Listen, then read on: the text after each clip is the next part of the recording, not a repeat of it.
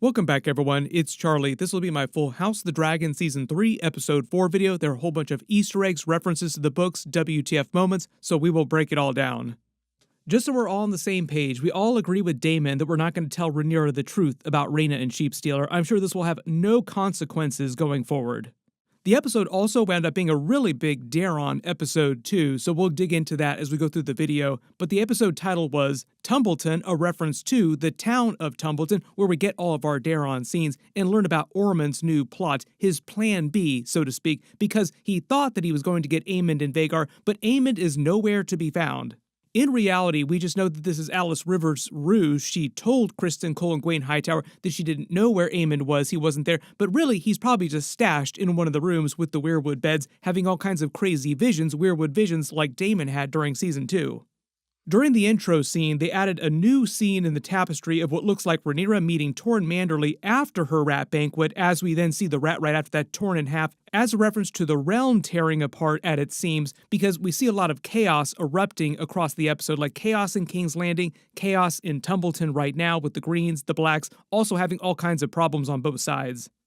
The opening scene starts with a rabbit across the river from Tumbleton, depicting the Greens' occupation of the city, forcing the locals to help them strengthen the defenses of the city so they can guard against Rhaenyra and the Blacks, and dividing up all 15,000 of their troops into everyone's homes to also prevent Rhaenyra from easily burning them. So Ormond is already showing how clever he is, because Rhaenyra can't just burn them the way that she would normally do, because she'd wind up killing all of the people who bent the knee to her, making her seem like Maegor with teats. She makes a reference that Maegor returned is their way of referencing Maegor with teats from the books.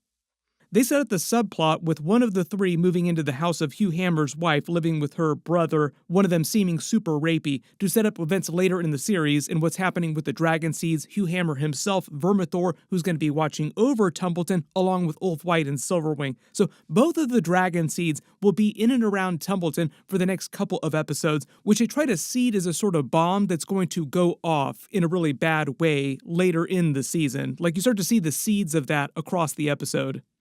Ormond Hightower has taken Lord Footleys home. He's the person who rules over Tumbleton, taking a bath as another callback to his extreme desire for cleanliness. He ordered the messenger to be given the bath, and he uses a smelling perfume device to avoid having to smell the stench. Later, Alicent also kind of explained this, saying that he's very sensitive to smells, so that's why he was using the smelling perfume during the previous episode, and why he's burning incense here right now. And later in the episode, when he's just meeting with Daemon and the other people in the room, trying to make his plans, he's also still burning more incense. We will see if this turns into some bigger plot device in a future episode, or if this is just like a weird character thing that he's going to have over the next couple of episodes. My assumption is that they'll pay this off in some hilarious way in a future episode. Lord Footleigh and his wife complain to him about the current state of affairs, naked in his tub while Daemon waits on him like a squire, because Ormond Hightower took him on as a ward when he was a baby. So he's basically been like a second father to Daemon for his whole life. They're very careful to note Ormond calls out their former loyalty to Rhaenyra, who he calls the pretender to the Iron Throne. This is also to set up the idea that he wants to put Daemon on the Iron Throne, which I thought they were pretty clear about in previous episodes too. Like, everything he does in this episode is basically giving Daemon little lessons, teachable moments about what things will be like when he's king. Like, remember to be fair, but very strict. Lord Footleigh also mentions that the town isn't very defensible, thus cutting down the trees and making more defenses, why they're trying to turn it into a more defensible place, and moving all their troops into rooms and houses with the locals so that Rhaenyra can't just easily burn them all. He also calls Rhaenyra a bitch with a dragon. He seems very proud of himself. John Roxton enters, also addressing Daemon as prince, just to confirm his identity for people that didn't clock it earlier. I feel like I talked about this in previous episodes. The real Daemon having different colored hair, he wasn't dyeing it or anything like that. That's just the way his hair is colored. Part of the reason why he was able to fool Daemon with the white-haired fake Daemon is because Daemon had never actually seen a picture of Daemon after he'd grown up. He'd last seen him as a baby. They have a funny moment where he gets really pissed off at Boros Baratheon, who doesn't want to send help to the Greens with support of more men and supplies, even though he sealed a marriage pact between one of his daughters and Aemond, so he should be supporting the Greens in this conflict, but it's meant to be a callback of how much of pain he was to Rhaenyra and the Blacks in the past. Like, the Baratheons hate all Targaryens equally, both the Blacks and the Greens, and Boros is trying to do the clever thing where he winds up supporting who he thinks is going to win, so that when a winner does come out in this conflict, the Baratheons Baratheons won't be reprimanded in the very severe way that the other houses who support the losers will be. He also has this funny joke where he implies Boros Baratheon can't actually read, which might be true technically. The reason why they haven't heard anything from Harrenhal or Aemond yet is because they need Vhagar. Daeron seems worried too, like he doesn't want to have to face the Black's dragons by himself with Dissaran, who's the smallest current dragon capable of flight into battle right now. While this is happening, Rhaenyra has her small council meeting, as small as it is. Like, they make jokes about how small her small council is because she's missing some of the key people. She hasn't appointed all the roles yet. They note her forces, the army of Rivermen and the Winter Wolves. The Starks are coming closer, but they'd send word to them to march to Tumbleton instead, not to King's Landing, setting up the Battle of Tumbleton later this season. I think that's going to wind up being episode 7. She then names Orwyle to the small council as her maester, Grand Maester, bans the use of balls that they used to mark who was speaking at any one time before, also to show why future small council meetings later in the timeline, like the main series Game of Thrones, did not use them. You also notice that Rhaenyra pours her own cup here because she doesn't have a cupbearer currently, but it's meant to be a callback to her being her father's cupbearer in Season 1. You also notice she does have a new Queensguard now, so Daemon did appoint a new Queensguard, which was one of his jobs that she gave him earlier. Mysaria also gives her the idea to name a new Master of Coin who can solve a lot of their problems, who winds up being Torrhen Manderly, who she just met after the rat banquet. She then questions Corlys missing because he's still technically her hand and should be at the meeting, but they just had the big row over legitimizing his bastards. We get a couple different scenes of Rhaenyra and Alicent in this episode, broken across the episode. She starts by asking for Alicent's help with Ormond Hightower, who Rhaenyra had never met because she'd never been to Old Town. She reminds us that it was Viserys who wanted Daeron to ward with him years ago. You also notice this meeting is happening in the Godswood too. Helaena is there with Jaehaera. It's one of the few places that Rhaenyra let them go inside the Red Keep. If it wasn't clear, Ormond is Alicent's cousin. Ormond is the son of Hobart Hightower, Otto Hightower's older brother, who was the Lord of House Hightower, so when he died, that just passed to Ormond. So Ormond is the current Lord of House Hightower in Old Town. She says when she was a young girl, she never really got to know him that well because Otto Hightower brought her to court when she was a very young girl, where she met the very young Rhaenyra and they became good friends. From what she saw of him, though, he was studious, shrewd, but also very cruel. I think the reason why she mentions that Gwaine Hightower thought that everybody was cruel is just because he's meant to be a very sensitive soul. But the idea is that they're setting up Ormond as not being an idiot, and it won't be an easy victory for Rhaenyra. Like, he's meant to be very clever. Alicent then explains why she sent Daeron away in the first place, because she felt like she wasn't that great of a mother, and she wanted Daeron to be raised in the right way as a Hightower, because all of her other sons that she raised like traditional Targaryens around the Iron Throne and at court turned out terrible in a couple different ways. Perhaps sending Daeron away was my truest act of motherhood.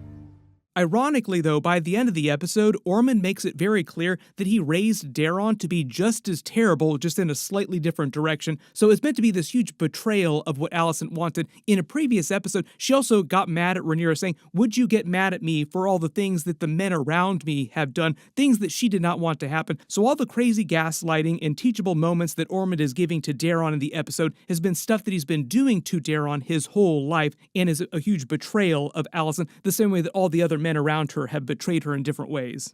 Alicent is probably going to be super pissed when she finds out what has happened to Daeron and what Ormond has raised him to do over all these years. Rhaenyra then claims she wouldn't have killed Daeron had he been around when she took the Red Keep, and I do believe her when she says that. Daemon probably would not have liked that idea so much, like, no, we gotta kill all of their heirs. Which is also one of the reasons why Alicent is so worried when she discovers that Helaena is pregnant at the end of the episode with Maelor. So the show is finally doing Maelor. We'll talk about that more at the end of the video when we get to that part of the actual episode. But remember, Daemon is very stabby when it comes to any potential challengers to the Iron Throne, anybody that has a claim outside of their line. Corlys then complains about Rhaenyra to Alan as he prepares to leave the castle so he can shore up his own house after the battle and try to get rid of the rest of the Triarchy raiders who are running rampant so that they can open up the trade lines again, so his house, the Valerians, can start earning some money again, and they can free up trade to bring more supplies into the city to free up some of their hunger problems, which is also a very, very big problem as they talk about later in the episode. They need to bring more food into the city. So even though Corlys is super pissy against Rhaenyra in this episode because of what she's done, I think he's rightfully angry. Rhaenyra should have legitimized his children. But he's also performing an important function, like they do need to open up the trade lines again. But the other reason for doing this too is that Corlys wants to leave Alan to attend her, hoping that Rhaenyra is going to warm up to him and like him and legitimize him eventually of her own accord. So a little bit of foreshadowing here, like they want to make it seem like Rhaenyra really likes Alan of Hull because he gives her a couple cool ideas later for solving some minor problems. Then we get a really big moment, a lot of foreshadowing here with Aegon and Larys Strong arriving at the area around Rook's Rest, and Aegon is now way faster on foot, you notice, since his addiction to Milk of the Poppy is worn off, and they've arrived at Sunfire's body, who Aegon notes is still alive several times in this moments here. He says, "I know it, Sunfire is still alive," just to foreshadow Sunfire returning. And you also notice this is the happiest, the most optimistic, hopeful he has been since he fell in battle and was burned. So if it wasn't clear, they do want to imply that Sunfire is still alive, just in a very, very deep dragon coma, recuperating right now. We then find out that a couple local men have been making people pay to touch the dragon, so a lot of people will probably come along and touch the dragon. When they try to make a move to kill both of them, Larys Strong tries to pretend that he's a Septon to save their lives and hide their anonymity. Aegon tries to speak High Valyrian a couple times to Sunfire too, but there's no use. I think the idea, like I said, is that Sunfire is just deep in that coma. Give it a couple more weeks, a couple more episodes. We then go back to Criston Cole and Gwaine Hightower's forces reaching Harrenhal, passing by all the people that Aemond burned with Vhagar, but no actual sign of Vhagar can be found. We'll talk about her in a second. As they start sneaking through the castle, they start hearing crumbling all around them. The castle is in a constant state of decay, even during the events of the main series. It is so big, it is just constantly falling apart, and it is a curse on anyone that tries to hold it. They then hear the goat before they hear Alice Rivers, which is also what happened to Daemon when he first arrived. Like, he heard the goat, then Alice Rivers shows up. Like, the goat itself is a reference to her magic. Also, people had theories that she might be the goat herself. Like, she might just be changing into the goat, appearing as a goat. Are you lost? You notice this time she's wearing a much finer dress and a pendant, but they never really explain the context there. We'll probably have to wait till next week to find out what she's doing with Aemond. She tells them everyone at the castle's been killed by Aemond and calls herself something of a steward, which is basically what she talked to Daemon about, like she wanted the castle for herself. Absolutely love the way she messes with their heads, tells them that Aemond is no longer here, which is a lie. They also reveal that Rhaenyra took King's Landing, which they did not know, so like their hearts just sink to the ground. For the most part, Aemond is probably just having weirwood visions in some weirwood bed in some other room. She's just keeping him stashed there. Vhagar is probably just passed out sleeping in the woods off in the distance, and that's why they don't see or hear the dragon. Like, old Granny just needs a good long nap. Anytime you see Vhagar and Aemond isn't riding her, she's also napping, just sleeping on the ground. But at this point, they believe that Aemond has deserted them, and Gwaine Hightower wants to join Ormond Hightower's forces at Tumbleton, which is the right move. Like, he is making the logical call here. Criston Cole wants to stay, though, because he doesn't want to abandon their original quest, and he has this big, long speech where he calls out nobles, rich people, basically explaining that he has nothing to go back to, nothing to fall back on, because he can't go back to King's Landing to Rhaenyra, because Rhaenyra will probably hate him, or he thinks that Rhaenyra is going to hate him, and he kind of hates Rhaenyra still. And I love the way that Gwaine Hightower's look turns on him when he starts to get drunk on himself, like he starts to get high on his own supply, basically saying that we can take our smaller force, like very few amount of men, and try to go after the Rivermen. Our original goal is stop them from reaching King's Landing, even though the Rivermen and the Winter Wolves have 20 times the number of men. So Gwaine Hightower is basically like, this dude, Criston Cole, has gone completely crazy. He wants to Leroy Jenkins some of the fiercest fighters in the realm right now, the Rivermen and the Winter Wolves. So he winds up writing Ormond Hightower to explain the situation, thinking that Aemond is nowhere to be found, Vhagar nowhere to be found, so Ormond Hightower now can't depend on Vhagar, which he was planning on having to fight against Rhaenyra and the Blacks. We get a really cool scene of Rhaenyra then going to the storage in the lower levels of the Red Keep with Alan of Hull and looks on her father's things that Alicent had moved down there when Aegon moved into the king's chambers. Also a lot of the stuff that Alicent pulled down, like all the tapestries of the dragons getting it on with each other, that Viserys really, really loved and Alicent really, really hated. It was basically the Westeros version of nudie magazines, and Alicent just could not stand any of it. But the other big thing that's down here is Viserys' Lego set of the Valyrian Freehold that Aegon smashed up. She makes a reference to that, saying that it's like the Broken Realm. The broken model is like the Broken Realm itself. She then explains the Doom of Valyria to him and why her father wanted to build this in the first place, and also a reference in present day to the fall of the Targaryen dynasty in Westeros currently. Like all great dynasties fall, the Targaryens will eventually fall too. She calls out all the people who called Viserys a weak king. The Maesters record him as being a very weak king, and they bond together, her and Alan, over their fathers. Alan also kind of turns into a Rhaenyra whisperer in this episode when he gives her the idea about getting rid of the rats in the Red Keep using the cats. Like they see the rats climbing around in the model, and he says, we used rats on the ships that I was on. So she's like, that's a great idea. So now they're just going to be sending a ton of cats around the Red Keep. So this is meant to be like a very good moment for Alan. They want to create a great rapport between him and Rhaenyra. Like she really likes him now, which is exactly what Corlys wanted. We then go back to Aegon and Lair Strong arriving at Rook's Rest. He's holding one of Sunfire's scales, just a little bit hopeful, just hold on for a couple more episodes. Lair Strong tries to explain the situation to him, like anonymity is our friend, it's total anarchy here, even though Chris and Cole left a garrison, these men are loyal to no one but themselves. They pass by the body of Meleys, which is still decaying, lying across the castle. It hasn't been that long since the battle itself. And pretend to be small folk working in the area to just hide out for the next couple of episodes, making Aegon clean the latrines. Much to his chagrin, his mouth winds up getting him in trouble later in the episode too, but calling them Tangle Tongue and Mangle Face. Back at Tumbleton, Hugh Hammer's wife is running afoul of the Green Man again, just as he, back at King's Landing, asked Rhaenyra to be the one to watch Tumbleton on Vermithor. So keep in mind that like all these things are happening with Hugh Hammer's wife in the city while he's about to be stationed around the city for the next couple of episodes. She also clocks at first that his wife being in town might be a conflict of issues if shit goes down, but allows him to take turns watching with Ulf White in Silverwing. So both of the Dragon Seeds are going to be around Tumbleton for the next couple of episodes. Right where Ormond Hightower is going to be able to mess with their heads because he is very clever, he's proven in this episode, and the Dragon Seeds, not so much. Which is just very bad news for Rhaenyra. Ulf then goes back to the old tavern that he used to frequent with his friends before he became a Dragon Seed and notes the green slander someone graffitied on the wall. When it says Queen of Bastards, notice all the three colors are being a reference to the Dragon Seeds who are bastards. So the graffiti is actually meant to be making fun of Ulf White himself, not of Rhaenyra's strong boys, Joffrey still being alive, but later she winds up being confused by this, taking it as a slight against her and her son's legitimacy. When in reality, my early theory is that it was actually one of Ulf White's drinking friends who drew this just as a jest because of his big station now as a Dragon Lord, like his friends are just making fun of him. But I think the idea is that when he sees this making fun of him, he takes it as like a huge affront. He has this huge inferiority complex to begin with and wanted to be legitimized and use the Targaryen name, which Rhaenyra would not let him do. So this is just kind of reminding him of his low station, and he's been thinking that he shouldn't have to put up with this slander like this because he has a dragon and that gives him power. So he has a huge chip on his shoulder. He then goes back to his old tavern, has drinks with his former friends who call him a Dragon Lord, and pays for everybody's drinks this time.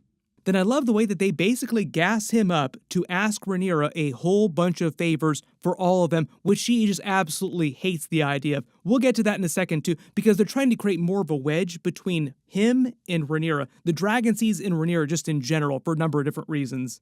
Speaking of problems brewing with the Dragon Seeds, Hugh Hammer's wife and brother go to Ormond to get satisfaction for the assault against her and the other women, who is going to geld the green and break his arm. Later we also find out kill her brother too, so he's just as vicious as he is helpful. But I also think part of the idea here, the energy that they leave with, is they want it to seem like he's earned the goodwill of Hugh Hammer's wife and brother at the time. Notice he also tries to use this as another teachable moment for Daemon, like remember these lessons if you become king someday, which we're definitely going to try real soon. Orwyle then tries to explain House Hightower in general to Rhaenyra and why the Hightowers are so intertwined with the Faith of the Seven. So the Hightower is in Old Town, and House Hightower ruled over Old Town for thousands of years. And remember that Old Town used to be the capital in the realm before Aegon's conquest. So the High Septon had his great sept there. So basically the Hightowers grew up for thousands of years to power alongside the Faith. So they've been linked for thousands of years. This is also one of the reasons why Ormond believes that the Hightowers are so much better than everybody else in the realm, so much more saintly, so much more deserving to rule the realm, because the capital, the ruling seat of the realm, used to be in this area. Orwell and Rhaenyra also joke about killing the High Septon too, like, oh, if you want to get rid of him that way, the permanent way, which she also jests, like, no, we're not going to be doing that. Also because it's a callback to Maegor the Cruel, who did have a war with the Faith. Rhaenyra doesn't want to have to fight another war with the Faith right now. Maegor literally put down a rebellion of the Faith of the Seven and destroyed the former Sept and built the dragon pit on its bones. We then go back to the Eyrie with Daemon and Lady Jane, who absolutely cannot stand him. They have a lot of really funny moments here during this scene where she kind of lords over him. Notice that she sits way higher on her throne. This is just like the original series too. It's basically the same room, just built out in a slightly different way. You wish to confess your crimes. She reminds him about the death of his former wife from the Vale, who he killed with a divorce rock. And I love the way that he regards the moon door as he references, like, oh, you're so benevolent, as he's staring down into the moon door. Her throne is meant to look exactly like the one that Lysa Arryn sits on during the original Game of Thrones series. It's made from a weirwood tree. And he basically tells her, look, if you really want to get rid of me, if you hate me that much, just give me the gold that we need help with, which she is happy to do. And I love the way, like, this comedic moment with him hauling the bag, like giant heavy bags of gold onto Caraxes' back as Caraxes starts to crash out, just going crazy in a way that we've never seen Caraxes do, not listening to Daemon's commands. And it's all because he senses Sheepstealer, who's not that far away. And it's just another rare example of Daemon's dragon not obeying him, the dragons not obeying their riders, which happened to Rhaena during the Battle of the Gullet, which is one of the reasons why Jace wound up dying. Daemon also talks about this idea later when he's speaking with Rhaenyra on the matter, saying that dragons don't always obey people's commands, they don't always listen to people.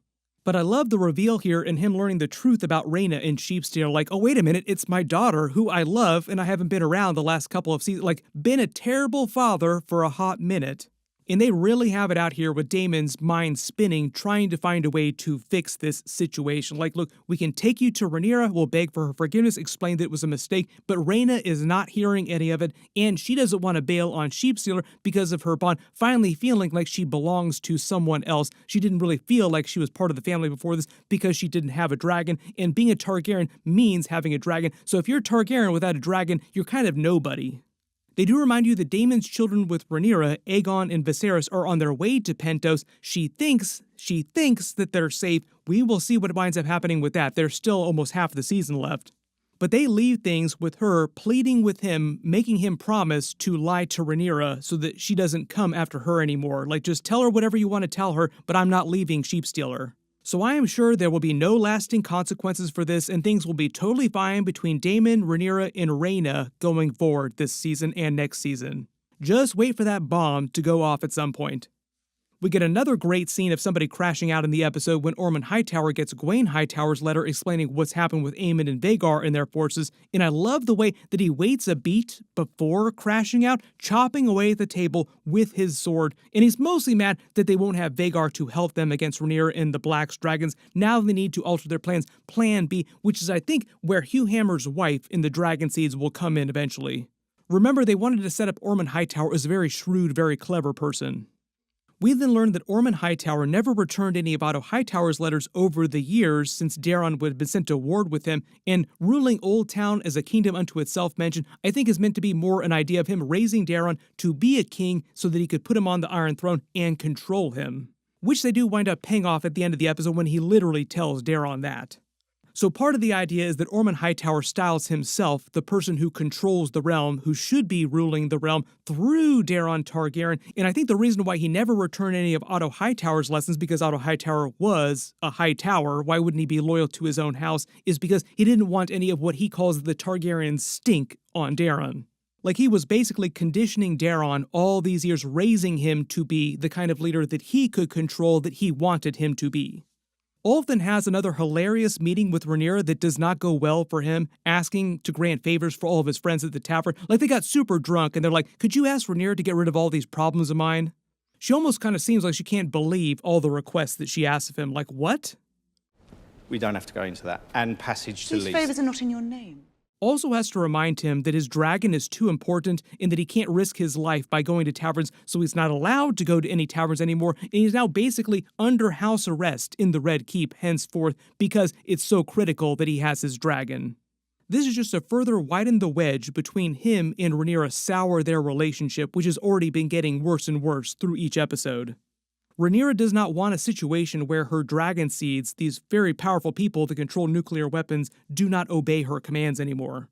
When he tries to tell her about the bastard graffiti, he leaves out some key context. You notice the Queensguard almost moves to behead him on the spot, but she's visibly shaken because she thought that the small folk loved her, and she mistakenly thinks that this is a reference to her strong boys, not the dragon seeds. Like, he leaves out that context. Oh, they were making fun of me, Hugh Hammer, and Adam of Hull, not your wonderful young boy Joffrey, who is also a bastard. The whole reason why she didn't want to legitimize Corlys's bastards is because she viewed it as an affront and people would question the legitimacy of her own strong boy, which they had done in the past already. So Rhaenyra has a lot of insecurity over the idea that she is legitimate. That's why she wants to be anointed by the High Septon too. This also leads her to make another very terrible decision, which is definitely going to bite her in the butt later on, when she orders the Gold Cloaks to destroy any graffiti they find around the city and get rid of anyone they find making them, which will hurt her standing amongst the small folk who will view her more as a tyrant. So already the situation with Rhaenyra in King's Landing in the Realm is starting to deteriorate faster and faster. Back at Rook's Rest, Aegon is chagrined to learn that Rhaenyra has declared him dead, slain by Aemond, like, oh, how dare she, which Lair's strong notes is actually amazing for them, making it way easier for them to stay safe and anonymous until they're ready for him to make his grand return. Like, no, you don't want people to think that you're still alive. This whole thing with him getting into the fight with the leader and being forced to kiss his boots, I think is just to make Aegon sink to an even lower point, to make it feel like he's at an absolute low before things start to turn around for him in future episodes. Making him kiss the boots covered in crap before things start to look up for him. We get another small council meeting where Torrhen Manderly, now the new Master of Coin, mentions their inquisitions into the location of the crown's gold, which they have not located yet, just as Daemon brings back the random sheep herder's head, pretending it belongs to Sheep Stealer's rider, and you notice that Mysaria instantly clocks that it's a fake, like, oh, that is definitely not the real head. But Rhaenyra starts to lose it a little, like she starts to lose her grounding, the sound around her, like you go into her perspective and she stops hearing what everyone's saying, things drown out around her. All because it seems like she's so stuck on this. Like she tells Daemon, oh, it's great that you got the gold, but she's not going to let this whole sheep stealer thing go. So it seems like whatever Daemon tells her, even though in passing she lets him go, like, okay, this is fine, she's not going to let it go, and it's going to continue to be a much bigger problem in later episodes. Mysaria also seems like she has his number too. Like, that's definitely a rando's head, not Sheep Stealer's actual writer, so maybe Mysaria will learn the truth about Rhaena and tell Rhaenyra eventually, and that's how she learns the truth. Rhaenyra then meets with Alicent and Helaena, telling her that she's sending Otto Hightower's remains to Old Town to be interred with Alicent's mother, and gives her one of Viserys' rings. Just as Alicent is learning Helaena is pregnant with Maelor, they're actually doing Maelor on the show, which Alicent is worried about now because of what Rhaenyra and the Blacks might do, because Daemon wanted to kill all of the Green's heirs, any heirs that might challenge Rhaenyra or her line.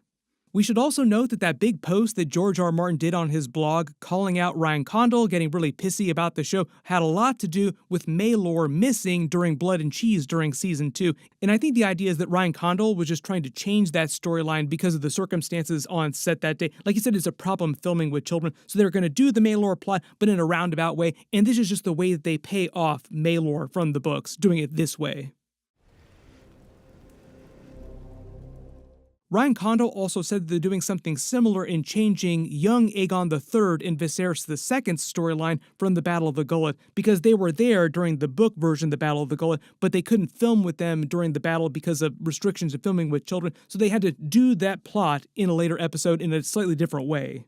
There'll be important things that happen with Rhaenyra's other children with Daemon in future episodes, let it be known. While these big reveals are dropping, Hugh Hammer flies Vermithor over Tumbleton, scaring the Greens and setting up his watch over the city as the Gold Cloaks start busting heads looking for the people who left the graffiti, further hurting Rhaenyra's standing amongst them. Like, it does not look like a good situation. And I loved all these final moments in the episode with Ormond Hightower and Daeron. Ormond Hightower seems like he absolutely hates the dragons, doesn't want Daeron being affectionate with Tessarion. How dare you say that, she's the Blue Queen. Tessarion also seems like she hates Ormond, which is kind of funny. Like, the feeling is mutual, she would love to eat Ormond if she had the chance.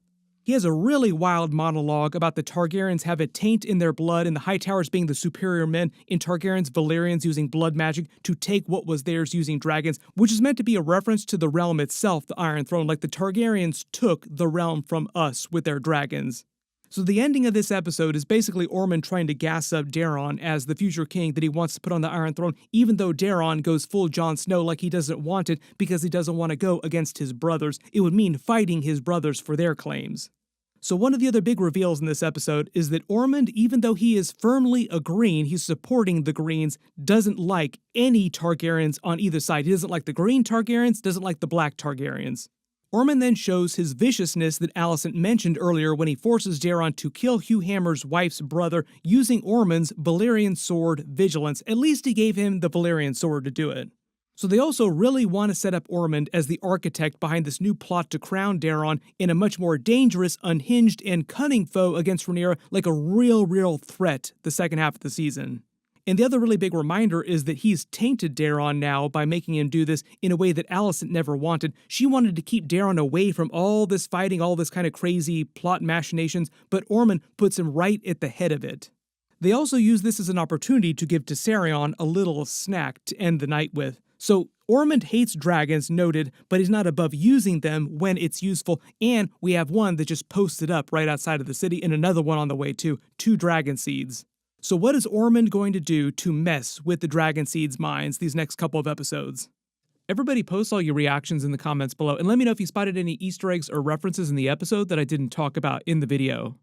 My episode 5 trailer video will post next. I'll try to get that out as fast as possible. My full episode 5 video will post next week after they release it, so be sure to enable alerts for my channel so you don't miss that. Everybody click here for that episode. I'll update the link as soon as I post it, and click here for all my other House of the Dragon episodes. Thank you so much for watching, and I'll see you guys in the next one.